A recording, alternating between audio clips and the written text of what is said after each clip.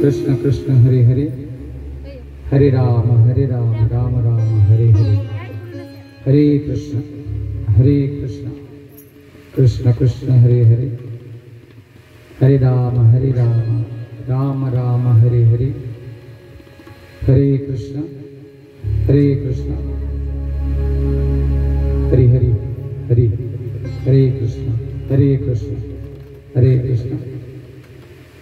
काय अजून थोडी सुधारणा ह्याच्यात काहीतरी हरे कृष्ण हरे हरे हरे कृष्ण कृष्ण कृष्ण हरे हरे हरे राम राम राम हरे हरे ठीक है हरे कृष्ण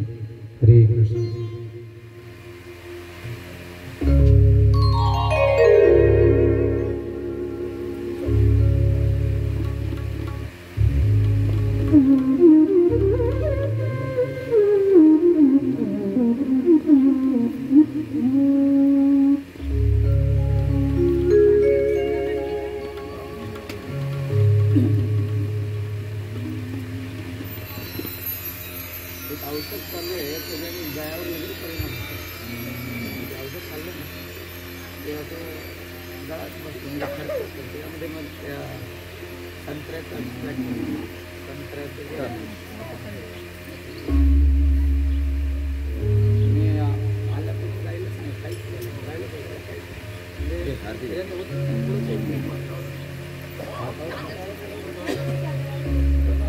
नॉर्मल तोपर्यंत ठीक असतं ते खायच्या आधी ते 2-3 खाल्ल्यानंतर खाल्ल्या की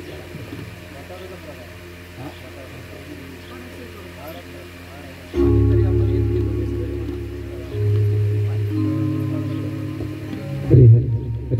हरे कृष्ण.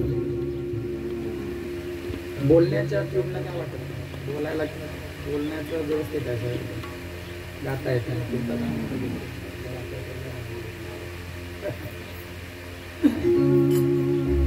हरी हरी हरे कृष्ण.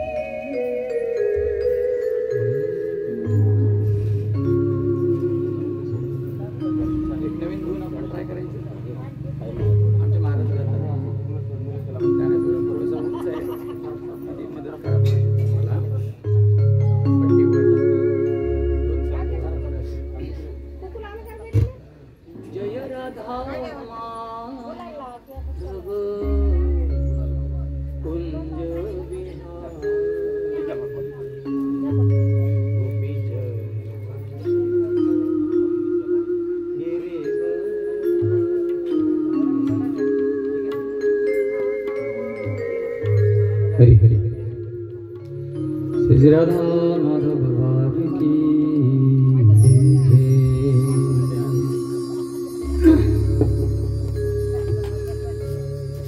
हरि हरि हरे कृष्ण. वाजून घ्या सगळ्या शिट्ट्या आधीच वाजून घ्या. हरे कृष्ण हरे हरी हरे कृष्ण. ओके. जय राधा माधव कुंज बिहारी. जय राधा माधव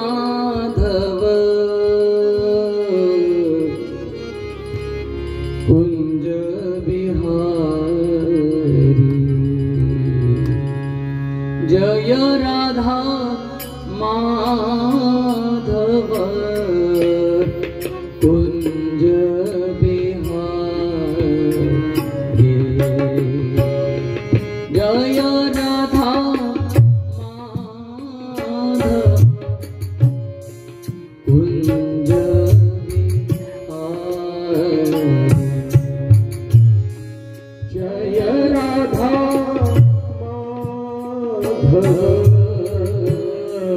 कुंज बिहारी.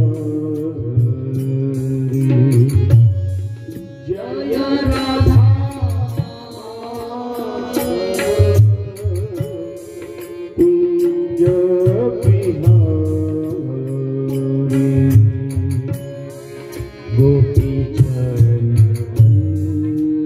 वल्लभ गिरिवर धारी. गोपी चरण वल्लभ गिरिवर धारी. गोपी चरण वल्लभ गिरिवर धारी. गोपी जन वल्लभ गिरिवर धारी.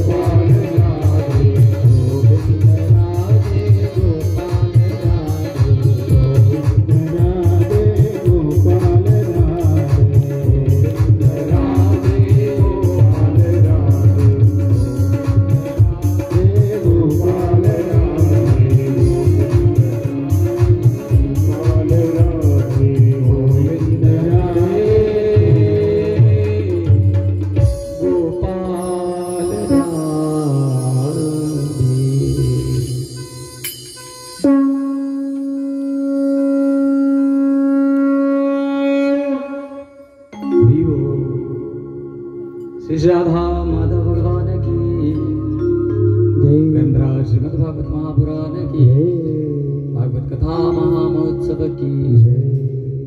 गौर प्रेमानंदे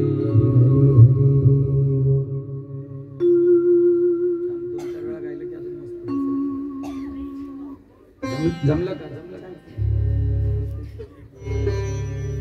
गळ्याने थोडी साथ दिली पाहिजे, तुमच्या साथीमुळे शक्य झालं। हात जोडायचा आहे सर्वांनी। ओम नमो भगवते वासुदेवाय। ओम नमो भगवते वासुदेवाय। ओम नमो भगवते वासुदेवाय। ओम नमो भगवते वासुदेवाय। ओम नमो भगवते वासुदेवाय। ओम नमो भगवते वासुदेवाय। नारायणं नमस्कृत्य नरं चैव नरोत्तमं देवीं सरस्वतीं व्यासं ततो जयामुदीरयेत्। नष्टप्रायेषु भद्रेषु नित्यं भागवत सेवया भगवती उत्तमश्लोके भक्तिर्भवति नैष्ठिकी। कृष्णाय वासुदेवाय देवकी नन्दनाय च नन्दगोपकुमाराय गोविन्दाय नमो नमः। यं प्रव्रजन्तमनुपेतमुपेतकृत्यं द्वैपायनो विरहकातराजुहाव पुत्रेति तन्मयतया सर्वोऽभिनेदोत्तं सर्वभूतहृदयं मुनिमानतोऽस्मि। अभिमन्युसुतं सूतप्राहुर्भागवतोत्तम तस्य जन्ममाश्चर्यं कर्माणि च गृहिणिनः। ओमज्ञानतिमिरान्धस्य ज्ञानाञ्जनशलाकया चक्षुरुन्मीलितं येन तस्मै श्रीगुरवे नमः। हे कृष्ण करुणा सिन्धो दीनबन्धु जगत्पते गोपेश गोपिकाकान्त राधाकान्त नमोस्तुते। तप्तकाञ्चन गौराङ्गी राधे वृन्दावनेश्वरी वृषभानुसुते देवी प्रणमामि हरिप्रिये। नमो महावदान्याय कृष्णप्रेमप्रदायते कृष्णाय कृष्णचैतन्यनाम्ने गौरत्वसे नमः। अजानुलम्बितभुजौ कनकावदातो संकीर्तनैकपितरो कमलाय दक्षो विश्वम्भरो द्विजवरो युधनुपालो वन्दे जगत्प्रियकरो करुणावतारो। लोकाभिरामं रणरङ्गधीरं राजीवनेत्रं रघुवंशनाथं कारुण्यरूपं करुणाकरन्तं श्रीरामचन्द्रं शरणं प्रपद्ये। मनोजवं मारुततुल्यवेगं जितेन्द्रियं बुद्धिमतां वरिष्ठं वातात्मजं वानरयूथमुख्यं श्रीरामदूतं शरणं प्रपद्ये। वाञ्छाकल्पतरुभ्यश्च कृपासिन्धुभ्यश्च पतितानां पावनेभ्यो वैष्णवेभ्यो नमो नमः। नमो विष्णुपादाय कृष्णप्रेष्ठाय भूतले श्रीमते भक्तिवेदांत स्वामिन्निति नामिने। नमस्ते सारस्वती देवी गौरवाणी प्रचारिणे निर्विशेष शून्यवादी पाश्चात्य देशतारिणे। जय श्री कृष्ण चैतन्य प्रभु नित्यानंद श्री अद्वैत गदाधर श्रीवासादि गौर भक्तवृंद। हरे कृष्णा कृष्ण कृष्णा हरे हरे हरे राम राम राम हरे हरे। हरे कृष्णा कृष्ण कृष्ण हरे हरे हरे राम राम राम हरे हरे। हरे कृष्णा कृष्ण कृष्ण हरे हरे हरे राम राम राम हरे हरे।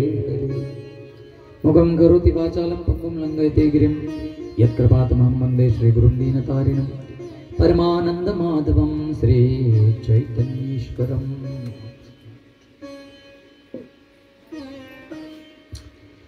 नमस्ते गुरुदेवाय सर्वसिद्धिप्रदायिने सर्वमंगलरूपाय सर्वानंदविधायिने जगद्गुरु श्रील प्रभुपाद की जय। ग्रंथराज श्रीमद् भागवत महापुराण की जय। भागवत कथा महामहोत्सव की जय।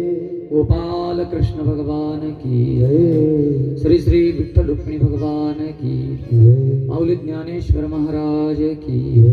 जगद्गुरु तुकाराम महाराज की जय।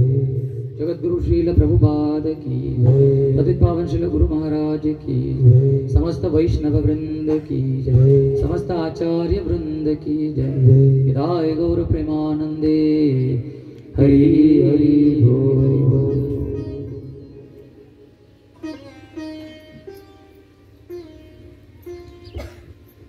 कार्तिकी वारी परतीचा प्रवास माऊलींचा चालू आहे। आज सकाळी एका भक्ताचा फोन आला होता की माऊली आता हडपसरला पोहोचले। हडपसर शिवाजी नगरला मुक्काम आहे, आळंदीला वापस चाललेले। आषाढी कार्तिकी भक्त जन येती, साधू जन येती. कार्तिक वारी महत्वाची वारी आहे. आषाढी वारी नंतर माघ वारी, चैत्र वारी, सुंदर 4 वाऱ्या असतात माऊली. श्री श्री विठ्ठल रुक्मिणी भगवान की जय. श्री क्षेत्र पंढरपूर धाम की जय. चंद्रभागा मैया की जय. पांडुरंग विठ्ठल खास करून आम्हा मराठी बांधवांचं, भाविकांचं हे आराध्य दैवत.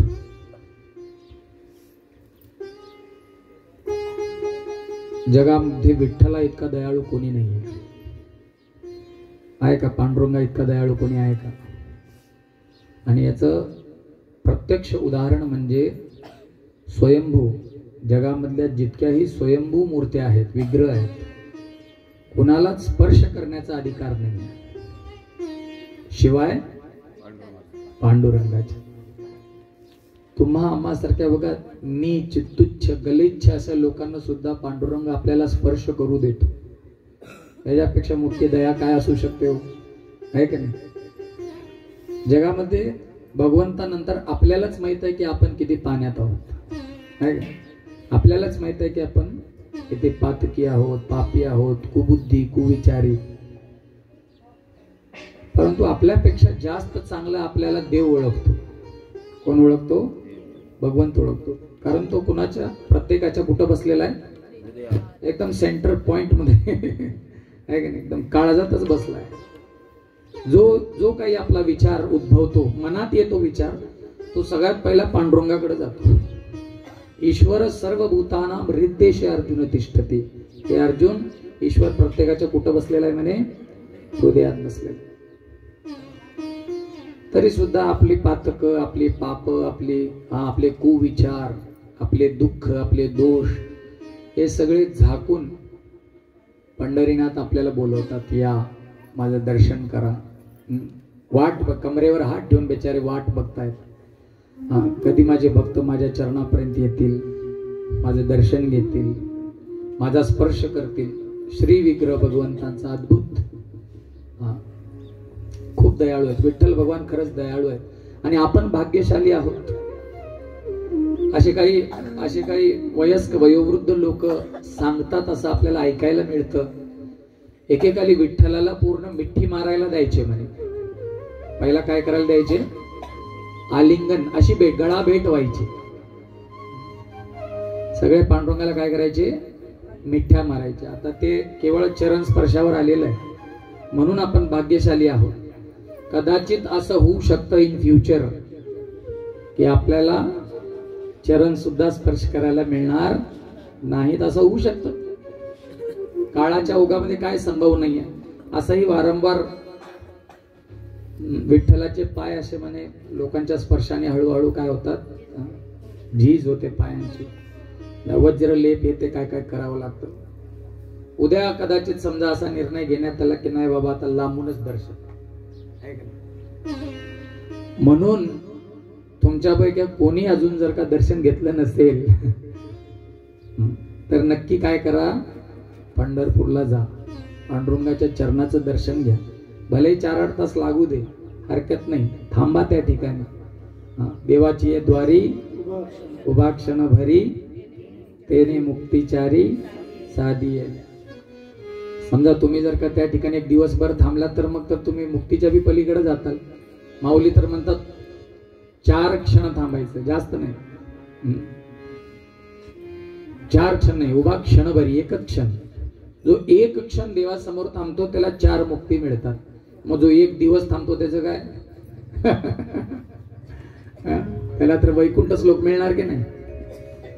आहे तुमच्यापैकी कोणी असं आहे ज्यांनी पांडुरंगाचं दर्शन घेतलं नाही अजून? जाऊन चरण दर्शन. हरे कृष्णा.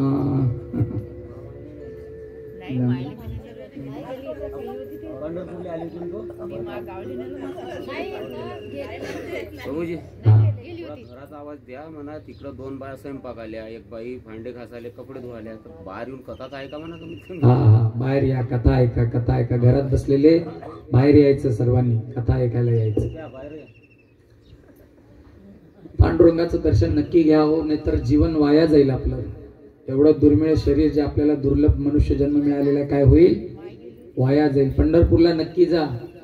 बायांना तर फ्रीच आहे, अर्ध तिकीट आहे, काय त्रास आहे. एसटी महामंडळ आहे ना, 1500 महिना भी आहे. हा 1500 महिना भी लाडकी बहीण. जायला काय हरकत आहे का? आणि तिथं इस्कॉनच्या घाटावर जा, आंघोळ करायला चांगला घाट बी आहे प्रभुपादांचा आणि घाटावर फुकट प्रसाद बी आहे. राईस दाल चपाती सब्जी पुडी सब्जी सगळं फ्री आहे. दुपारी 12 ते 2-2:30 वाजेपर्यंत घाटावरच प्रसाद आहे. इथंच आंघोळ करायच्या, डुबक्या मारायच्या. चंद्रभागेमध्ये स्नान जे करती, धडाधड धडाधड उड्या मारायच्या, चंद्रभागेचं दर्शन घ्यायचं आणि काय करायचा, गरम गरम पंढरीनाथाचा प्रसाद खायचा. संस्थानाचं बाजूला जो मठ आहे कोळी मठ तुकाराम महाराजांचा, तर त्या ठिकाणी संध्याकाळी जेवण फ्री असतं. माऊली म्हणजे संस्थानातर्फे, विठ्ठल रुक्मिणी संस्थानातर्फे. काही एक कवडीचा खर्च येणार नाही, 1 रुपयाचा खर्च येणार नाही. जाणं येणं अर्ध्या तिकीट, अर्ध्या तिकिटाचे पैसे. नक्की जा.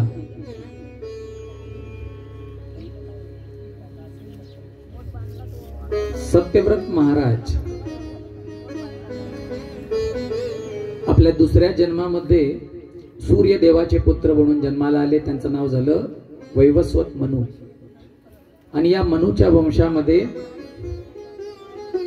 नाभाग नावाचे राजा झाले. त्या नाभागांच्या मुलाचं नाव होतं अमरीश महाराज. काय नाव होतं? अमरीश महाराज. अमरीश महाराज हे खूप मोठे भगवंतांचे भक्त होते. काटेकोरपणे एकादशीचं पालन करायचे. कडक निरंकार निर्जल एकादशी करायचे. आणि दुसऱ्या दिवशी कोणत्या तरी एका धामामध्ये जायचे आणि त्या ठिकाणी ते एकादशी सोडायची. द्वादशी एकादशीचं पारण करायचे. पारण तुमच्यापैकी रामटेकला किती जण गेले? रामटेक सगळेच गेले असतील. जवळ आहे का नाही? ते खाली कोणता तलाव आहे? आंबा तलाव आहे. अंबाळा. त्याचाही संबंध अमरीश महाराजांशी आहे असं मी ऐकलं होतं की त्या ठिकाणी अमरीश महाराजांनी यज्ञ केले होते म्हणून अंबरीश तलाव. अंबाळा तलाव झालं, आंबा तलाव झालं, आंबा तलाव.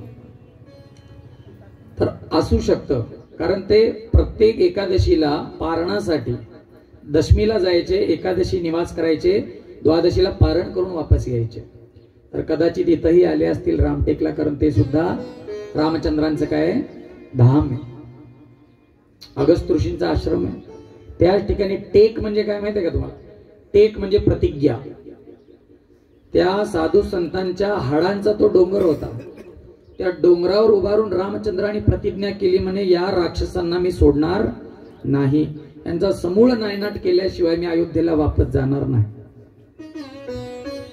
अशा प्रकारे रामाने त्या ठिकाणी प्रतिज्ञा केली म्हणून त्याचं नाव पडलं रामटेक. रामाने काय केली? प्रतिज्ञा केली. रामटेक असं ते धाम आहे. अंबरीश ऋषी मधुवनामध्ये गेले होते एकदा, वृंदावनामध्ये. मधुवन कोण कोण गेलाय मधुवनला? हात वर करा. हा, प्रभूजी मला काल म्हणले होते हा प्रश्न नक्की विचारा. काल विचारले असते तर मी हात वर केलं असतो ध्रुव महाराजाच्या वेळेला, म्हणून मी आता बळच हा प्रश्न विचारतोय. राधाष्टमीच्या एकादशी पहिले हा प्रभूजी तिथं होते. खूप जप केला त्यांनी, ज्या ठिकाणी ध्रुव महाराज तपस्या करते. तर यमुनेच्या काठावर त्यांनी एकादशीचं पारण करायचं ठरवलं. तर त्या ठिकाणी दुर्वासा ऋषी आले आपल्या 60,000 शिष्यांना घेऊन. किती? 60,000 शिष्यांना घेऊन.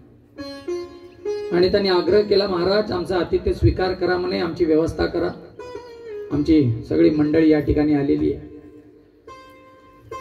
महाराज म्हणाले सर्वांची खूप सुंदर व्यवस्था करण्यात येईल. आपण आपलं संध्या वंदन गायत्री सगळं शुद्धीकरण प्रातःकालीन सगळे विधी उरकून तुम्ही या. आणि त्या ठिकाणी यमुनेमध्ये स्नान करायला दुर्वासा ऋषी आणि त्यांचे सगळे शिष्यगण त्या ठिकाणी गेले. आणि खूप उशीर त्यांचं सगळे वेगवेगळ्या क्रिया प्रक्रिया चालू झाल्या पाण्यामध्ये. बघता बघता खूप विलंब झाला. आणि एकादशी एक ठराविक वेळेत सोडावी लागते. ती जर का त्या ठराविक वेळेत नाही सोडली तर त्या एकादशीचं एवढं जास्त महत्व शास्त्रात सांगितलं नाहीये. योग्य वेळी एकादशी सोडावी लागते. त्याला पारणाची वेळ म्हणतात. काय म्हणतात? व्रत पारण करायची वेळ. तर वेळ निघून चालला होता म्हणून साधू संतांनी सांगितलं राजाला की तुम्ही काय करा म्हणे, तसंही निर्जला उपवास करता, तुम्ही काय करा, देवाचं नुसतं चरणामृत पाशन करा. केवळ चरणामृत पिल्याने काय होईल म्हणे, एकादशी तुमची निर्जला तुटून जाईल आणि अतिथी जो आलेला आहे त्याला खाऊ पिऊ घातल्याशिवाय तुम्ही खाऊ पण शकत नाही. म्हणजे त्या अतिथीचा मान सुद्धा राखला जाईल. उपवासही तुटून जाईल, अतिथीचा मानही राखला जाईल. साधू संतांचा परामर्श घेऊन त्यांनी काय केलं, चरणामृत प्राशन केलं. अकाल मृत्युहरणम सर्वव्याधी विनाशनम विष्णुपादोदकम पित्वा पुनर्जन्म न विद्यते. चरणामृत प्राशन केलं. परंतु दुर्वासा ऋषींच्या हे लक्षात आलं, अरे मला न खाऊ पिऊ घालता यांनी काही का खाईना तो, पण यांनी व्रत काय केलेलं आहे, भंग केलेला आहे, तोडलेला आहे, पारण केलेलं आहे. दुर्वासांना राग आला. त्यांनी आपली एक जटा उपटली आणि जमिनीवर आपटली जोरात, धडाम दिशी. त्याच्यातून एक राक्षसी प्रकट झाली, कृत्या नावाची राक्षसी प्रकट झाली. आणि त्यांनी आदेश दिला, हे राक्षसी काय कर म्हणे, या अमरीशाला तू खाऊन टाक, याला मारून टाकेला जीवानीशी. दुर्वासा आपल्या क्रोधासाठी खूप प्रसिद्ध आहेत. तर जसं ती राक्षसी धावून गेली अमरीश महाराजांवर, वरून आकाशातून सुदर्शन चक्र प्रकट झालेलं आहे. भगवान श्री विष्णूंनी त्या सुदर्शन चक्राला आधीच परमिशन देऊन ठेवलेली आहे की कोणत्याही भक्तावर संकट आलं, माझ्या आज्ञेची वाट बघायची नाही, जाऊन त्या राक्षसाचा वध केल्याशिवाय, त्या प्रतिद्वंद्याला मारल्याशिवाय तू वापस यायचं नाही. सुदर्शन चक्र त्या ठिकाणी प्रकट झालं. त्या कृत्येचा त्याने शिरच्छेद केला, मारून टाकलं त्या राक्षसीला. आणि त्याच्यानंतर कुणाच्या मागे लागलं, दुर्वासा ऋषींच्या मागे लागलं. आता दुर्वासा ऋषी आपलं धोतर सांभाळत, आपला जीव सांभाळत कुठं कुठं पळतायत. दुर्वासा अंश आहे शंकराचे, पहिल्या शंकराकडेच गेले. म्हणे त्राहिमाम त्राहिमाम, वाचवा वाचवा. शंकर म्हणाले, बाबा सुदर्शन चक्रापासून या जगात कोणी तुम्हाला वाचू शकणार नाही, क्षमा करा, मी आपली काहीच मदत करू शकत नाही.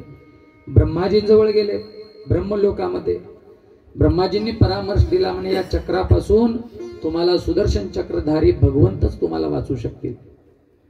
मग तिथून सरळ वैकुंठात गेले. वैकुंठापर्यंत पोहोच त्यांची. वैकुंठामध्ये नारायणाला म्हणाले, त्राहिमाम रक्षमाम पाहिमाम, वाचवा वाचवा देवा, हे सहस्त्र आरांचं हे जे चक्र आहे आपलं, हे मला दह्यमान ताप देत आहे, त्रास देत आहे, कष्ट देत आहे, माझा जीव घ्यायला माझ्या मागे लागलेला आहे. त्यावेळी भगवान श्री विष्णू उद्गारले आणि म्हणाले, हे ऋषीवर क्षमा असावी. जरी हे सुदर्शन चक्र माझं असलं तरी माझं नियंत्रण मात्र या सुदर्शन चक्रावर नाही आहे. या सुदर्शनला मी धारणच करतो केवळ माझ्या भक्तांच्या रक्षणासाठी. आणि त्याला सांगून ठेवलेलं आहे की भक्तावर आलेलं संकट सदा मला विचारायची गरज नाही, पूर्णपणे नष्ट करायचं आणि त्याच्याशिवाय वापस यायचं नाही. असा मी त्याला प्री ऑर्डर ज्याला म्हणतात ना, आधीच त्याला काय दिलेली आहे, आज्ञा देऊन ठेवलेली आहे. आणि ते तुम्हाला संपवल्याशिवाय वापस येऊ शकत नाही. ते म्हणाले, मग कसं काय, माझं रक्षण कोण करणार? भगवंत म्हणाले, माझे भक्त माझ्याहूनही अधिक दयाळू असतात. साधवो हृदयम मह्यम साधूनाम तू हृदयम अहम. साधू संतांचं हृदय मी, माझं हृदय साधू आहे. मदन्यत ते न जानंती नाहम तेभ्यो मनागपी. माझ्याशिवाय माझे भक्त दुसऱ्या कुणाला ओळखत नाहीत आणि मी सुद्धा माझ्या भक्तांशिवाय दुसऱ्या कुणाला ओळखत नाही. अहम भक्त पराधीनो यस्वतंत्र इव द्विज. हे ब्राह्मणदेव, मी माझ्या भक्तांच्या सदैव अधीन असतो. मग मी अधीन आहे तर माझ्या बरोबर माझं चक्र पण अधीन आहे की नाही? त्याने स्पष्ट सांगितलं की माझ्या चक्राचा जो रिमोट कंट्रोल आहे ना, तो माझ्या भक्ताकडे आहे. तुम्हाला जर का याला थांबवायचं असेल तर कुठं जावं लागणार? त्या भक्ताच्या शरणामध्ये जावं लागणार, ज्यांच्या चरणी आपण अपराध केला आहात. दुर्वासा ऋषी पोचले, अमरीश महाराजांच्या चरणामध्ये लोटांगण गाठलं. वाचवा मला वाचवा, त्रास होतोय मला, कष्ट होतोय मला, वाचवा मला वाचवा. जेव्हा जेव्हा हा प्रसंग मी सांगतो त्यावेळेला ते तुकाराम महाराजांचं ते मराठी पिक्चर आहे नाही का, ब्लॅक अँड व्हाईट, 1936-37 बहुतेक 40, त्याच्यातला तो रामेश्वर शास्त्र्यांचा प्रसंग आठवतोय. रामेश्वर शास्त्री असं बसलेले म्हणून आता जाळून टाक द्या वया, वाहून टाक द्या इंद्रायणी मध्ये. नंतर 13-14 दिवसाच्या उपवासानंतर जेव्हा इंद्रायणीच्या डोहावर ते बघतात की त्या सगळ्या वया काय होऊ लागले, तरू लागलेले आहेत, पाण्यावर तरंगू लागलेले आहे. स्वतः इंद्रायणी देवी येते. हा वेदा समान ही गाथा आहे, याचा तुम्ही स्वीकार करा. पंचम वेद असं म्हणलेलं आहे. आणि इकडं वेद प्रकट नाही झाले, तिकडं त्या रामेश्वर शास्त्र्यांच्या शरीरामध्ये दाह होतो माझा त्रास होतो, उडवा मला पाण्यात, बुडवा मला पाण्यात बुडवा. बघितलं ना ते दृश्य, आठवतं का महाराज? येतात त्या ठिकाणी, पण काय दयाळू, काय कृपाळू तुकाराम महाराज. त्यांच्या शरीरावर काय करतात, ते असं हात फिरवतात, खूप प्रेमाने हात फिरवतात. आणि जसं हात फिरवतात त्यांच्या अंगाची लाही होत होती. त्यांना बरं वाटतं, असं वाटतं त्यांच्या शरीरावर चंदनाचा लेप केलाय की. हा हा हा हा हा बरं वाटतंय मला, गार वाटतंय मला, आनंद येतोय मला. अमरीश महाराजांनी सुद्धा हात जोडून प्रार्थना केली सुदर्शन चक्राला. विनवणी केली असता ते सुदर्शन चक्र शांत झालं, भगवंताच्या धामी वापस गेलं. अशी ही अद्भुत लीला करून देवाने दाखवून दिलं की एखाद्या घर गृहस्थीमध्ये असलेला माझा भक्त राजा अमरीश गृहस्थी होते, त्यांना मुलंबाळ होती, परिवारातले होते, कामधंदा करायचे, घर गृहस्थी जीवनामध्ये व्याप्त असून सुद्धा, व्यस्त असून सुद्धा पांडुरंगाची इतकी सुंदर भक्ती करायचे. आणि दुसरीकडे दुर्वासासारखे ऋषी मुनी. असाच एक प्रसंग माऊलींच्या जीवनात सुद्धा. एकीकडे ज्ञानेश्वर माऊली आहेत तर दुसरीकडे चांगदेव होते. चांगदेव कोण होते? चांगदेव होते की नाही? त्यांना नमवण्यासाठी वाघावर बसून आले. आणि कशाचा चाबूक, कशाचा होता? सापाचा, नागाचा चाबूक होता. माऊलींनी त्यांचा अभिमान कसा नष्ट केला? थंडीचेच दिवस होते, चारी भावंड एका तुटक्या फुटक्या भिंतीवर बसलेले, शेकत ऊन शेकत. म्हणजे इतके लांबून अतिथी आलेले, कमीत कमी वेशीपर्यंत तरी त्यांच्या स्वागताला गेलं पाहिजे की नाही? काय केली त्यांनी? भिंतच चालवली. ते बघून त्यांचे डोळे दिपले. अरे वाघ तरी सजीव आहे, त्याला नियंत्रण करणं इतकं कठीण कार्य नाहीये, परंतु निर्जीव भिंत चालवणं, जो भगवंतांचा भक्त आहे तो भगवंतांना अधिक प्रिय असतो आणि त्याच्यामध्ये अधिक सामर्थ्य असतं. बघा हे अमरीश महाराजांचं सामर्थ्य. त्यांनी सुदर्शन चक्राला केवळ हात जोडून थांबवलं. इतक्या सगळ्या सिद्धी प्राप्त त्या योग्या यतीला त्या सुदर्शन चक्राला थांबवता आलं नाही. बोलिए अमरीश महाराज की. असे अनेक पुण्यकीर्ती राजे या सूर्य वंशामध्ये झाले. याच वंशामध्ये इक्ष्वाकू, मानधाता, हरिश्चंद्र सारखे राजे झाले. बर हरिश्चंद्र सत्यप्रतित.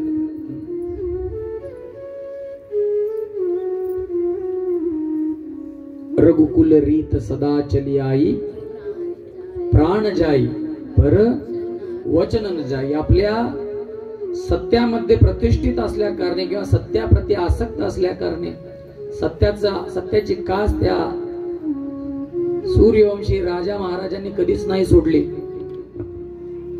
हरिश्चंद्राला आपल्या बायकोला, मुलाला पर्यंत, बायकोला मुलालाही विकावं लागलं, स्वतःलाही दुसऱ्याजवळ गहाण ठेवावं लागलं.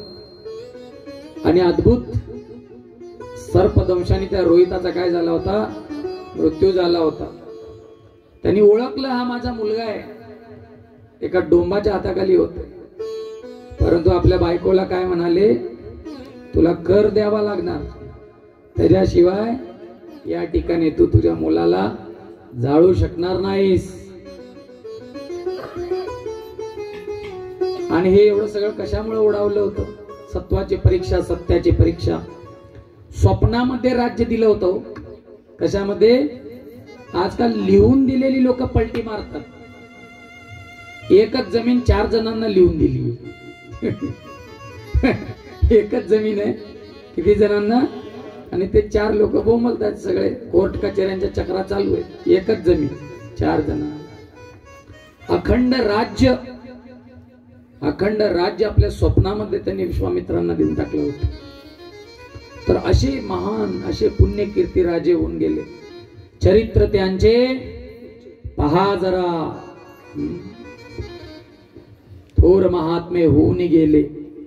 चरित्र त्यांचे पहा जरा, आपण त्यांच्या सारखे होऊ हाच सापडे बोध खरा.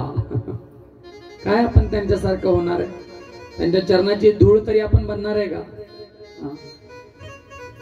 असे पुण्य कीर्ती राजे होऊन गेले. याच वंशामध्ये सगर नावाचे एक महाराज झाले.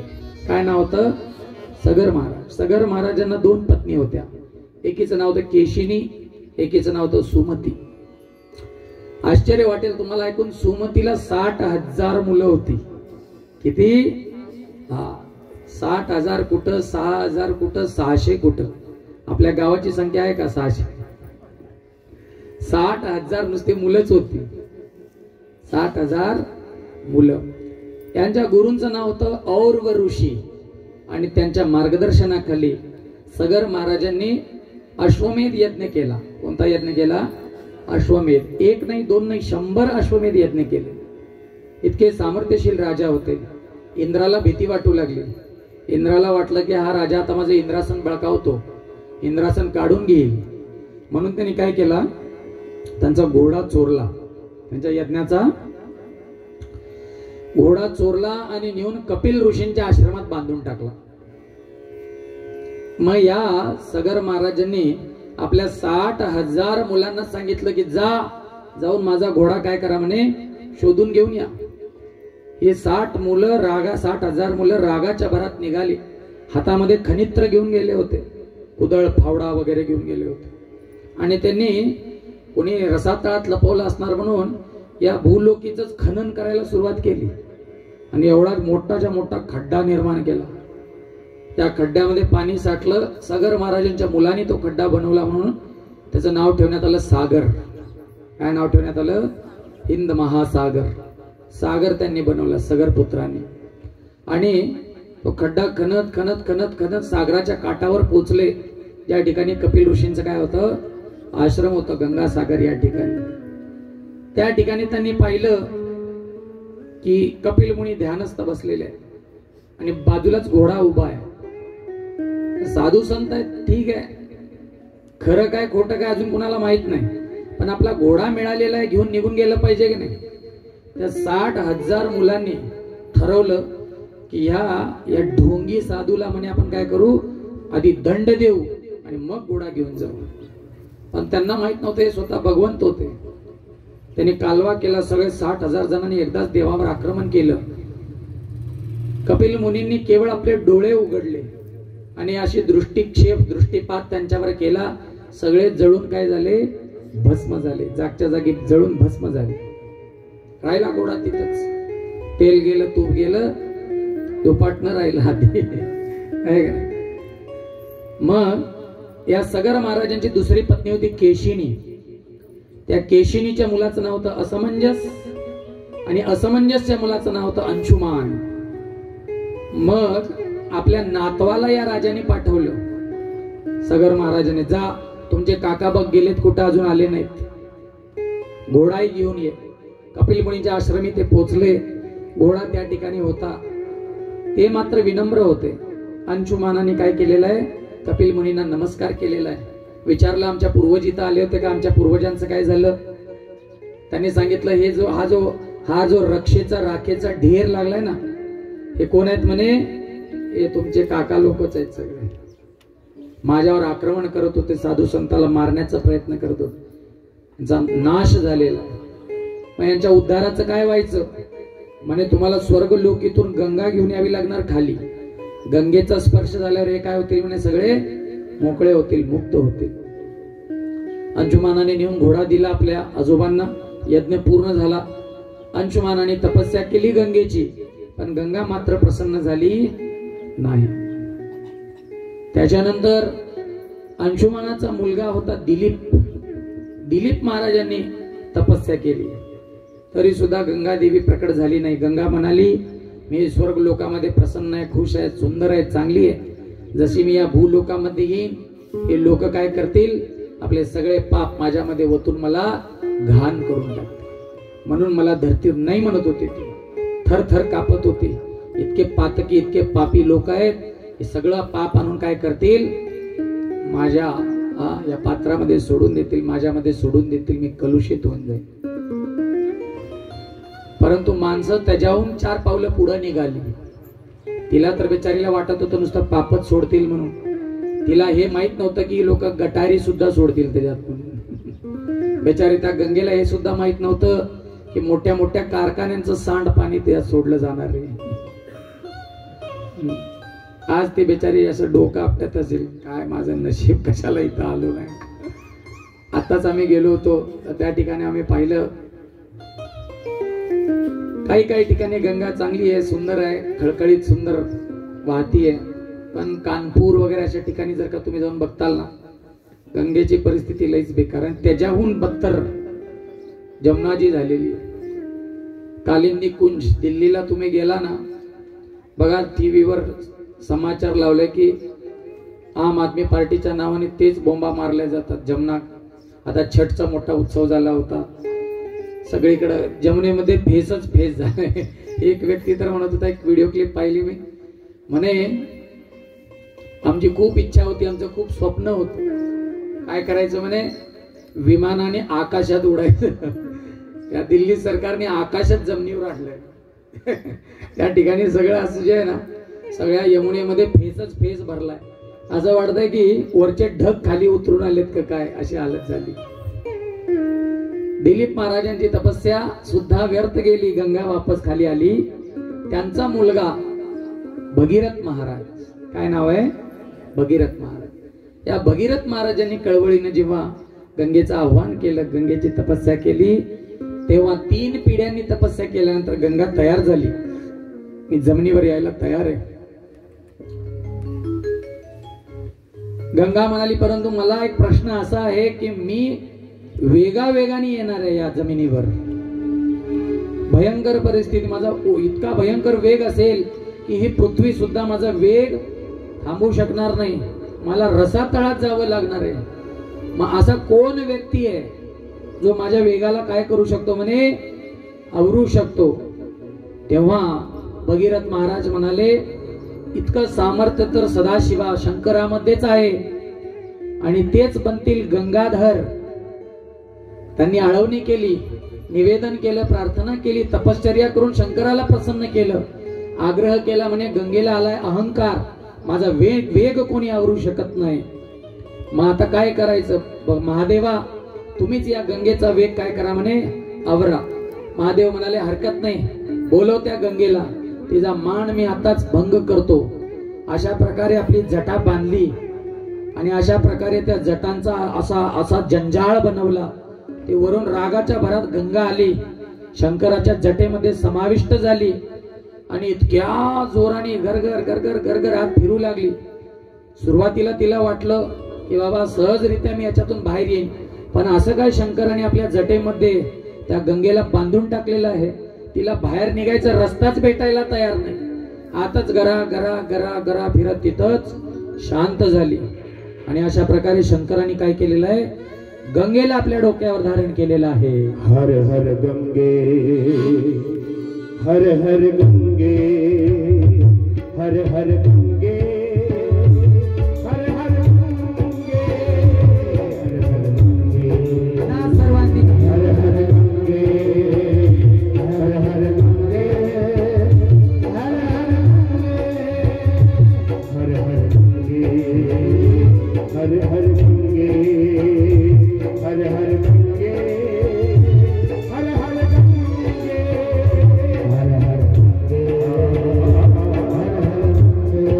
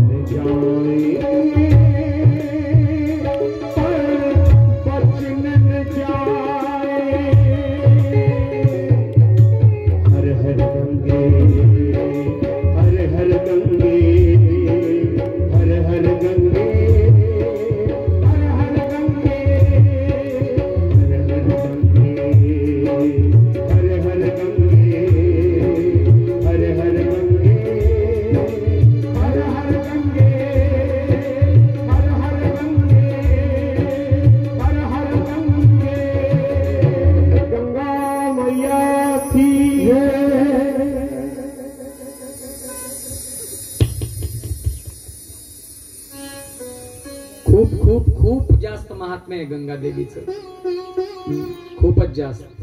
आणि हे या सूर्यवंशी राजा महाराजांची ही कृपा आज सुद्धा अशा दिव्य नदी गंगेचं आपल्याला दर्शन होतंय. आता येत्या 2025 मध्ये कुंभमेळा आहे, कुंभमेळा जानेवारी मध्ये. जाणार का? तुमच्यापैकी कोण जाणार आहे का कुंभमेळा? कुठे आहे प्रभूजी? हा, कुठे आहे? कुठं असतो कुंभमेळा? त्रिवेणी संगम, प्रयागराज. प्रयागराज. खूप मोठी तयारी चालली. आम्ही आता गेलो होतो तर त्या ठिकाणी सगळीकडे रस्ते बनवणं हे ते. योगी महाराज की जय हो. जबरदस्त कार्यक्रम. याच वंशामध्ये खटवांग नावाचे राजा झाले. शुकदेव गोस्वामी म्हणतात, खटवांग दीर्घ बाहुश्च रघुस तस्मात पृथुश्रवा अजस्ततो महाराज तस्मात दशरथो भवत. खटवांग नावाचे राजे झाले ज्यांनी मोजक्याच मिनिटा क्षणामध्ये भगवत धामाची प्राप्ती केली. देवासुर संग्रामामध्ये त्यांनी भाग घेतला, इंद्राची मदत केली.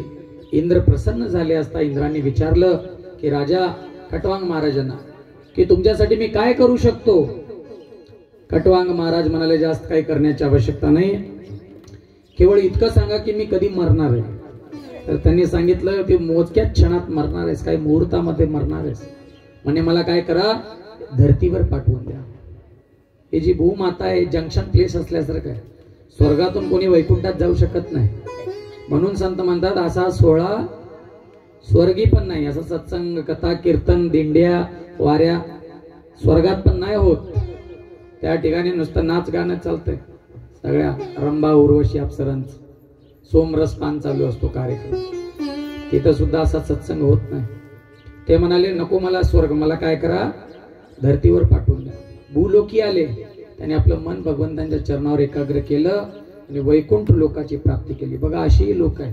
परीक्षित महाराजाला तरी 7 दिवस लागले, पण खटवांग महाराजांना मोजक्या मुहूर्तामध्ये, काही मोजक्या मिनिटामध्येच काय झाले, मुक्त झाले, विमुक्त झाले.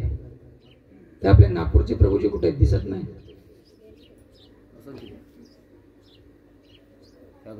हरे कृष्ण. ठीक आहे, ठीक आहे, असू दे. तर अशा प्रकारे खटवांगाचा मुलगा झाला दीर्घबाहू, त्यांचा झाला रघु. रघु महाराज इतके पावन राजा, इतके पुण्यकीर्ती राजा होते की ज्या वंशाला तत्पूर्वी यांच्या साम्राज्य, यांच्या राज्यापूर्वी सूर्यवंश म्हणायचे. यांच्या राज्यानंतर त्या सूर्यवंशाला लोक काय नावाने ओळखू लागले, रघुवंश नावाने ओळखू लागले. काय नाव, रघुवंश. भगवान रामचंद्र रघुवंशी झाले, राघव झाले, राघवेंद्र झाले. त्यांचा पृथुश्रवा नावाचा मुलगा आणि यांच्याच पिढीमध्ये पुढं दशरथ महाराजांचा जन्म झालेला आहे. दशरथ महाराजांच्या असंख्य राण्या होत्या. त्या राण्यांपैकी 3 मुख्य राण्या होत्या, पठ्ठ राण्या. सगळ्यात मोठी कौशल्या, मग कैकेयी आणि मग सुमित्रा. अशा या 3 राण्या. या 3 राण्यापैकी अजून 2 मुख्य. कौशल्या ही साम्राज्ञी होती, मुख्य राणी पठ्ठ राणी, आणि कैकेयी ही अधिक प्रिय अशी आवडती राणी होती. राजाचा सर्वात जास्त जीव कैकेयी मध्ये होता. अशा प्रकारे यांनी पुत्र कामेष्टी यज्ञ केला. राजा रामचंद्रांचं चरित्र भागवतामध्ये केवळ 2 अध्यायातच सांगितलेलं आहे. आणि याचं कारण शुकदेव गोस्वामी सांगतात, तस्यानुचरितम राजन ऋषिविस तत्वदर्शिभी श्रुतम हि वर्णितम भूरी त्वया सीतापतेर मोह. ते म्हणाले, हे राजा परीक्षित, तुझ्याकडे इतका जास्त वेळ नाहीये, नाहीतर भागवत कथा तर 7च दिवसाची असते. रामायण किती दिवसाचं असतं, बोला लवकर, किती? 4 महिने या म्हणतात, 1 महिने त्या म्हणतात. सगळं बरोबर आहे, एकदम ओके. पण जनरली सामान्यतया 9 दिवसाचं असतं. नवान्न पारायण किती दिवसाचं असतं? रामायण 9 दिवसाचं असतं. रामायण महाभारतात भागवतापेक्षा जास्त 2 दिवस. ते म्हणले एवढा वेळ नसल्यामुळे संक्षिप्त मध्ये तुला रामायण सांग. तस्य अनुचरितम राजन ऋषिभिस तत्वदर्शिभी. तत्वदर्शी ऋषी मुनींकडून हे हे राजा परीक्षित, श्रुतम ही वर्णितम भूरी, वर्णितम साधू संतांनी वर्णन केल्याने तू भूरी श्रुतीत, तू वारंवार या रामचंद्रांच्या कथा लीला ऐकलेला आहेस. याच्यावरून एक अंदाज असा बांधता येतो की 5-5.5 वर्षापूर्वी सुद्धा रामलीला व्हायच्या, रामकथा व्हायच्या, रामायण नाट्य व्हायचं. परीक्षित महाराजांनी वारंवार रामलीला ऐकलेली आहे, वारंवार रामकथा ऐकलेली आहे. श्रुतम ही वर्णितम भूरी त्वया म्हणजे तृतीया, अस्मत् युष्मत तुझ्या तर्फे किंवा तुझ्याने वारंवार ही कथा ऐकली गेलेली आहे. त्वया सीतापतेर मुहुहु, मुहुहु म्हणजे वारंवार, सीतापते सीतापती चरित्र, सीतापतींचं चरित्र, षष्टी एकवचन. म्हणे तुम्ही राजा रामचंद्रांचं चरित्र हे राजा वारंवार ऐकलेलं असल्यामुळं मी तुम्हाला जास्त डिटेलमध्ये रामायण सांगणार नाही. तसं तर त्यांनी एकाच श्लोकामध्ये सांगितलं. उर्वर्थे त्यक्तराज्यः व्यचरद अनुवनं पद्मपद्भ्यां प्रियाय. हरे हरे हरे हरे कृष्ण हरे हरे हरे. श्रुतं हि वर्णितं भूरि त्वया सीतापतेर्मुहुः. वारंवार तुम्ही हे चरित्र रामचंद्रांचं ऐकलेलं आहे, म्हणून मी तुम्हाला काय करतोय म्हणे एका श्लोकामध्ये सांगत आहे. गुरुवर्थे त्यक्तराज्यो व्यचरद अनुवनं पद्मपद्भ्यां प्रियाय पानिस्पर्श अक्षमाभ्यां मृजित पतरुजो यो हरेन्द्रानुजाभ्यां वैरूप्या शूरपनख्या प्रिय विरहरुषा रोपित भ्रू विजृंभ त्रस्ताब्धि बद्ध सेतु खलदवदहन कोसलेंद्रो वतान्नः. एका श्लोकामध्ये उर्वर्थे त्यक्त राज्य, तुम्ही आपल्या आई वडिलांसाठी म्हणे राज्य काय केलंय, सोडून दिलंय. असे हे दिव्य चरित्रवान राजा रामचंद्र केवळ वडिलाचं वचन पूर्ण करण्यासाठी, आईची कैकेयीची इच्छा पूर्ण करण्यासाठी उर्वर्थे त्यक्त राज्य, देवी देवतांना अपेक्षित आकांक्षित असं राज्य तुम्ही एका गवताच्या पात्यासारखं सोडून दिला. त्यक्त्वा सुरेप सीतराज्य लक्ष्मीम व्यचरद अनुवनम पद्मपद्भ्याम. आपल्या कमळासारख्या कोमळ पायांनी तुम्ही जंगलात भ्रमण केला हो. रामाचे पाय इतके कोमल आहेत, इतके कोमल आहेत. पाणी स्पर्श अक्षमाभ्याम प्रियायाः. सीता महाराणींच्या तुम्ही कल्पना करा, सीता महालक्ष्मीचा अवतार, तिचे हात किती कोमल असतील हो. तिच्या हातांचा स्पर्श सुद्धा रामाचे चरण करू शकत नव्हते. तिच्या हाताचा स्पर्श जरी झाला तरी दचकायचे रामजी. इतके कोमळ रामांचे पाय आहेत, विचार करा. आणि अशा चरणांना अन्वानी पायात पदत्राण सुद्धा न घालता, पदत्राण कोणी नेले, कोणी नेलं, भरतांनी नेलं. म्हणून लोक कधी कधी काही बरोबर भरतालाही शिव्या देत. आईनं राज्य सगळं काढून घेतलं म्हणे, अरुण फिरून एक चप्पल होती ती बी तिच्या लेकानी नेली. त्याच्या पुढे राजा रामचंद्रांनी चप्पलही गाठली नाही उभ्या वनवासामध्ये. तापस्वेश विजेश उदासी 14 वर्ष राम वनवासी. तपस्वीच्या वेशामध्ये चप्पल सुद्धा पायात न घालता. इतकंच नव्हे, सुरुवातीला काय व्हायचं, रामाच्या पायात काय टोचायचे, काटे. आणि संध्याकाळी पोचलं एका ठिकाणी की सीता महाराणी ते काटे काय करायची, काढून टाकायची. एके दिवशी राजा रामचंद्रांनी आपला पाय ओढून घेतला आणि म्हणे, सीता तू तर भक्तीचा अवतार आहेस, भक्तीचं कर्म आहे, भक्तीचं कर्तव्य आहे, माझ्याहून विमुख झालेल्या लोकांना माझ्या पायात आणणं, माझ्या चरणांपर्यंत पोहोचवणं. हे काटे जे ऑलरेडी माझ्या चरणात आलेले तू त्यांना काढून माझ्यापासून दूर करतेस. आजपासून तुझी ही सेवा बंद. ह्याच्या पुढे माझ्या पायातले काटे काढायचे नाहीत.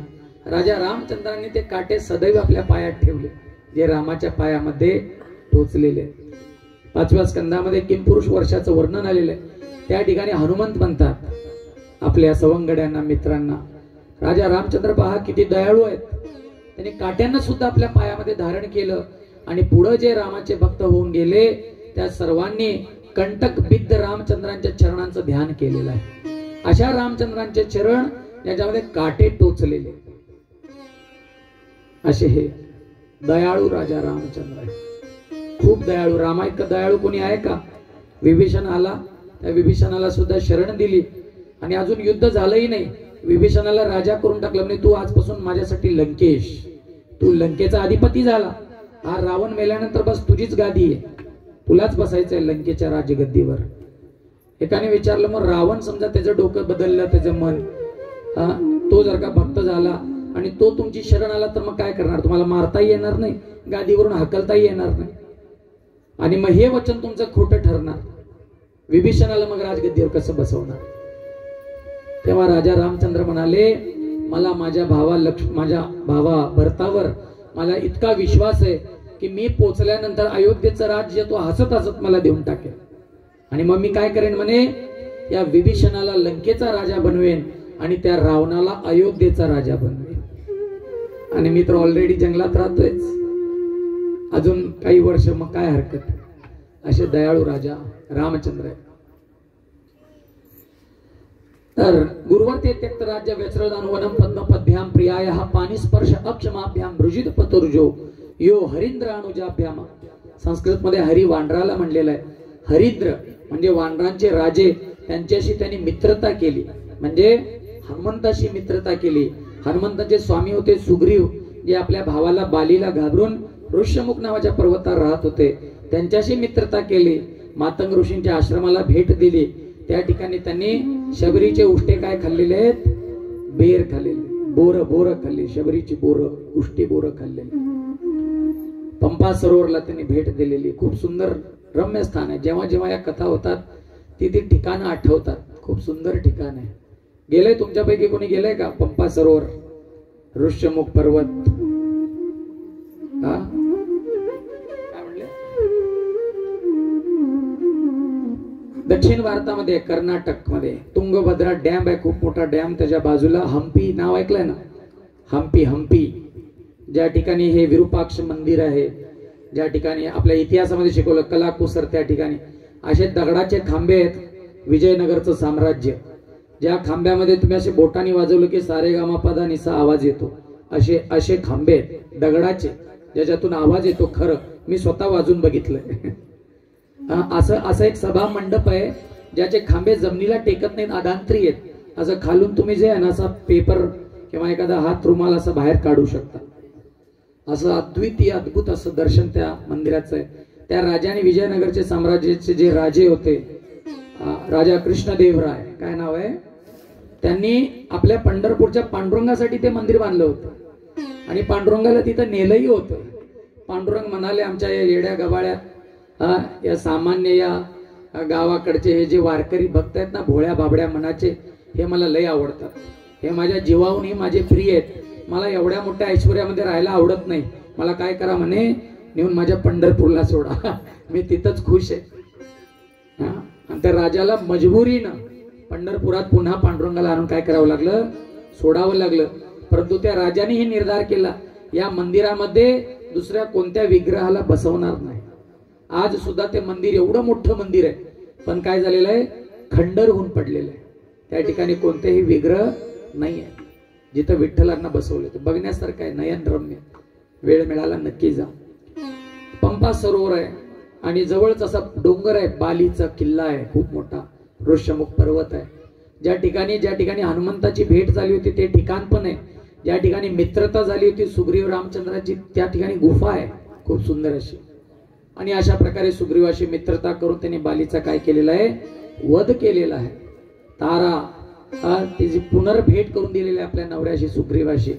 आणि सगळ्या वानरांना पाठवून सगळीकडं सीतेचा शोध लावला. शेवटी सीता कुणाला भेटली, हनुमंताला भेटली. हनुमंत एका उडीमध्ये, जय श्रीराम, एका उडीमध्ये 100 योजन पार करून लंकेत गेले. आणि त्या ठिकाणी त्यांनी सीतेचा शोध लावला. अशोकवनामध्ये बसली होती. तिला रामचंद्रांची अंगठी दिली, तिचा चुडामणी घेतला, तिला रामाची कथा सांगितली. जी जयंतनी त्या सीतेच्या चरणामध्ये हा चोच मारली होती अशी कथा सांगितली. सीतेला विश्वास झाला. हनुमान म्हणाले, आई भूक लागलेली आहे. ती म्हणली, बाळा आता इथं तुला काय, अयोध्येत असते तर भरपूर 56 भोग करून खायला घातली असते. आता या ठिकाणी फळांशिवाय दुसरं काही नाहीये. हनुमान म्हणाले, मी वानर रूपामध्येच आहे. वानर रूपासाठी 56 भोग म्हणजे काय, फळच असतात आणि मी फळं खाऊ शकतो, पण तुम्ही परमिशन द्या. ती आई म्हणाली, बाबा आम्हाला कोणाशी वैर करायचं नाही, कोणाशी भांडणं नको, खाली पडलेली तेवढी फळं खा. कळलं का? झाडावरची फळं खायची नाही. इनमिन 4-5 सुकलेली वाळलेली खाली फळं पडली होती. मग ते खाऊन हनुमंताचं काय पोट भरणार? हनुमंत म्हणाले, खाली पडलेली फळं खायची, झाडावरची खायची नाही. म्हणून त्यांनी काय सुरू केलं, गदा गदा गदा सगळी झाडं उपटायला चालू केली, आपटून आपटून फळं पाडवायला चालू केली खाली, आणि अशा प्रकारे फळं खायला. रावणाचा मुलगा आला अक्षय कुमार नावाचा, त्याला एका बुक्कीतच, आमच्या मुंबई पुण्याकडे जे आहे ना एक डायलॉग आहे, बुक्कीत पॅक करतो असं म्हणतात का, बुक्कीत पॅक करणं, या बुक्कीतच पॅक केलं.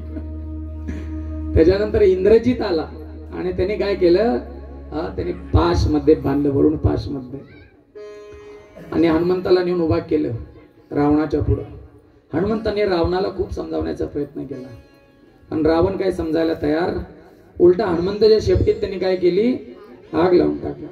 हनुमंत म्हणाला, लई चांगलं काम केलं, मी तेच विचार करत होतो, जाळायची तर जाळायची कशी लंका. अशा प्रकारे त्यांनी बघता बघता सगळ्या लंकेला काय केलं, जाळून टाकलं. दो दो दो दो दो दो दो दो. रावण मरेना श्रीराम के बिना, आणि लंका जलेना हनुमान के बिना. दुनिया चलेना श्रीराम के बिना, राम जी चलेना हनुमान के बिना.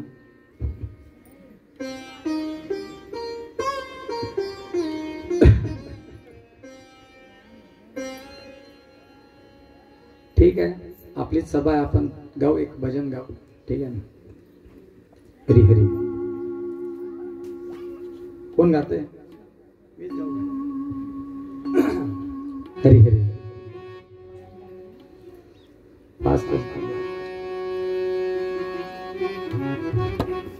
सियावर रामचंद्र भगवान की दुनिया चले न श्री राम के बिना, राम जी चले ना हनुमान के बिना. म्हणा सर्वांनी, दुनिया चले ना श्री राम के बिना, राम जी चले ना हनुमान के बिना. दुनिया चले ना श्री राम के बिना, राम जी चलेंगे हनुमान के बिना. दुनिया चले ना श्री राम के बिना, राम जी चले ना हनुमान के बिना. दुनिया चले ना श्री राम के बिना,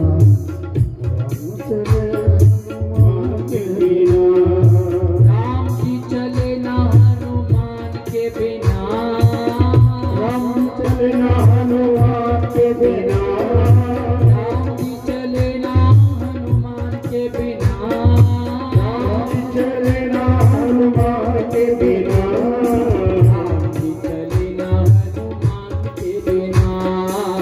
राम जी चले ना हनुमान के बिना. हो दुनिया चले ना श्री राम के बिना, राम जी चले ना हनुमान के बिना.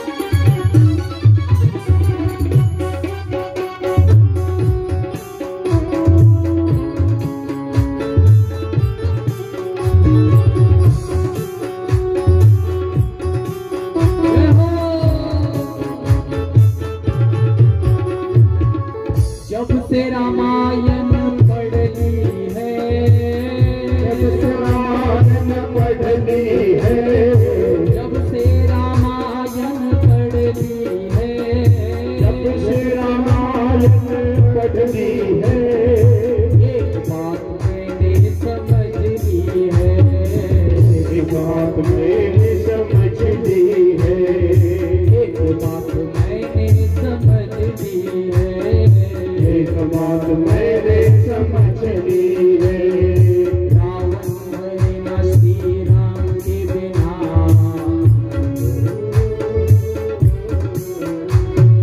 रावण मरे न श्री राम के बिना, लंका जले न हनुमान के बिना, रावण मरे न श्री राम के बिना, और लंका जले न हनुमान के बिना, दुनिया चले न श्री राम के बिना, राम जी चलेंगे हनुमान के बिना।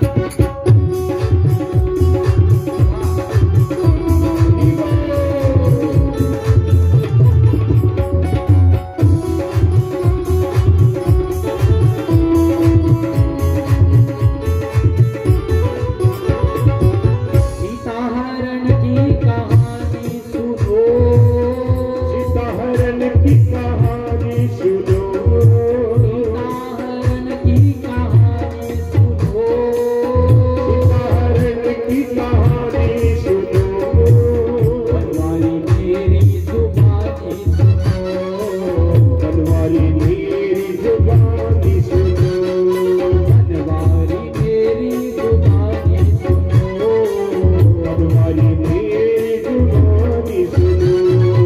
सीता मिले ना श्री राम के बिना, सीता मिले ना, राम के बिना, सीता मिले ना श्री राम के बिना, सीता राम मिले न श्री राम के बिना, लंका चले ना हनुमान के बिना, लंका चले न हनुमान के बिना, दुनिया चले न श्री राम के बिना, राम जी चले न हनुमान के बिना, दुनिया चले न श्री राम के बिना, राम जी चले न हनुमान के बिना।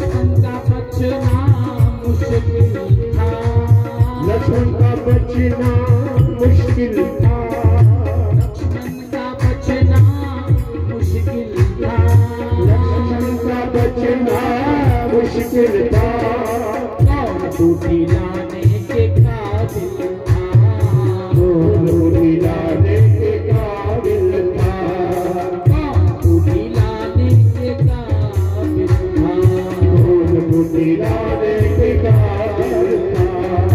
लक्ष्मण बचे न श्री राम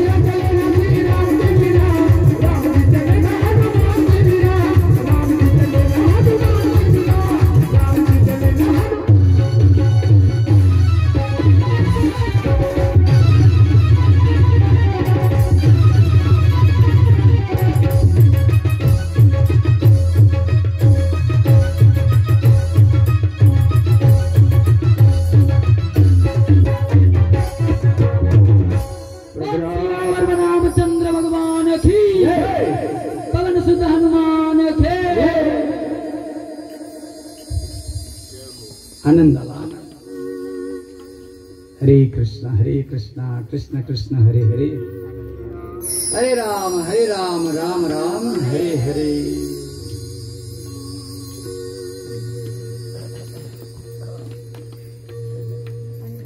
खलदव दहन कोसलेंद्रो वतान्नहा. शुकदेव गोस्वामी म्हणाले, राजा रामचंद्र आपल्या सर्व भक्तांवर द्रवीभूत हो, सर्वांवर कृपा करो.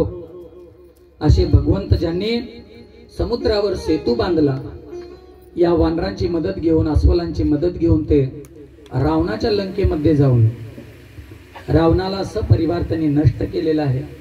राजा रामचंद्रांनी रावणाचा वध केला. त्याची 10 मुंडकी कापून टाकलेली आहेत एक एक बाणाने.